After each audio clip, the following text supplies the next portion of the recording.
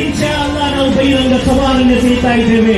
ಇಷ್ಟರ ತನಕ ಯಾವ ಹಿಂದೂಗಳ ಆಸ್ತಿಯನ್ನು, ಯಾವ ರೈತರ ಹಕ್ಕಿಯನ್ನು ಕರ್ನಾಟಕ ರಾಜ್ಯ ವಕ್ಫ್ ಮಂಡಳಿ ಕೊಟ್ಟಿಲ್ಲ. ಈ ಹೋರಾಟ ನಿಲ್ಲುವುದಿಲ್ಲ, ಈ ಹೋರಾಟ ನಿಲ್ಲುವುದಿಲ್ಲ. ಎಷ್ಟು ತನಕ ನಿಲ್ಲುವುದಿಲ್ಲ? ಈ ಭಾರತವಾಗುವ ತನಕ.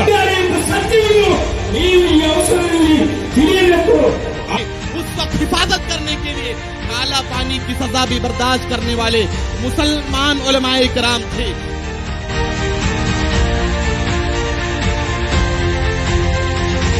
नहीं रुकेंगे आजादी, नहीं रुकेंगे आजादी, लड़के लेंगे आजादी.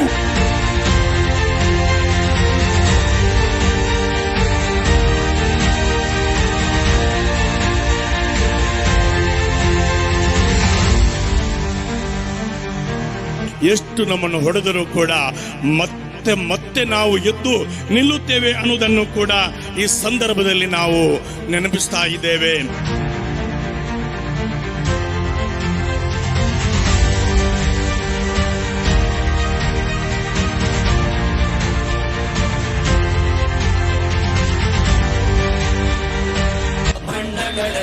ಸಾಮರಸ್ಯದ ಕ್ರಮವೇ ಬೆರೆತ ನಾಡು, ಮಣ್ಣಿನ ಗುಣವ ಮರೆತು ದೇಶವಿದು ಮೆರೆಯುತ್ತಿರುವುದ ನೋಡು.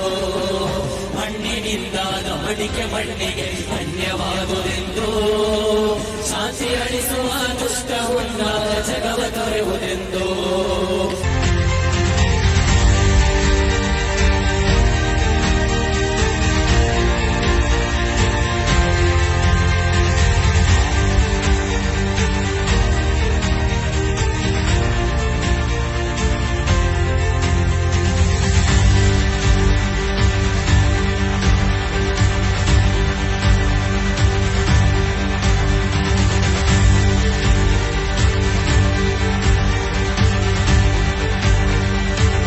ಭಾರತೀಯ ನಾಗರಿಕ ಪ್ರಜೆಗಳಾದ ನಾವು ಭವ್ಯ ಭಾರತದ ಬಲಿಷ್ಠ ಸಂವಿಧಾನವನ್ನು ತಪ್ಪದೆ ಪಾಲಿಸುವವರು ಮತ್ತು ಅದನ್ನು ರಕ್ಷಿಸುವ ಜವಾಬ್ದಾರಿ ಉಳ್ಳವರಾಗಿರುತ್ತೇವೆ.